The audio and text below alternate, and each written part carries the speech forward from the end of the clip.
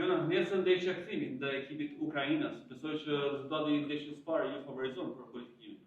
Po, është e vërtet, ndeshja parë është mbyllur me rezultat 2-0. Por për të arritur drejt suksesit dhe qëllimit tonë, duhet të harrojmë ndeshjen e parë. Ndeshja e ditës së nesërme është vendimtare dhe duhet me patjetër fitore. Besoj që ndeshja e parë tregoi që Vllaznia po vjen në rritje. Po, të gjithë ata që e kanë përcjell futbollin e Vllaznisë femrave dinë që për viteve të kaluara ka pas ndryshim shumë të madh mes si vjet.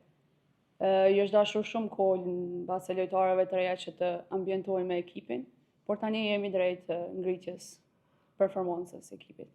Shpeshherë skuadra ndoshta ka kaluar edhe në eufori.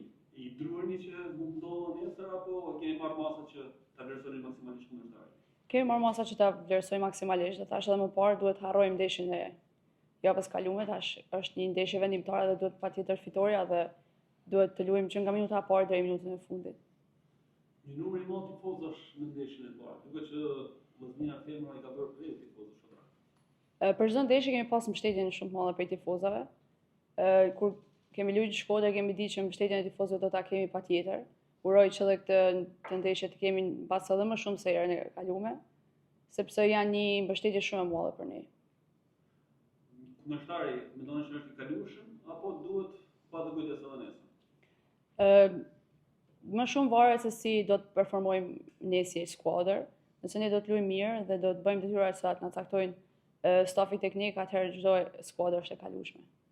Deri ku mund shkojë Vllaznia në Europa Cup? Ne do të marrim ndeshjet 1-1. Nuk i dihet se shorti të na sjell, se në skuadër do të na sjell. Do të marrim ndeshjen 1-1, do të paraqitemi sa më mirë dhe të bëjmë maksimumin që të arrijmë sa më lart. Faleminderit. Faleminderit.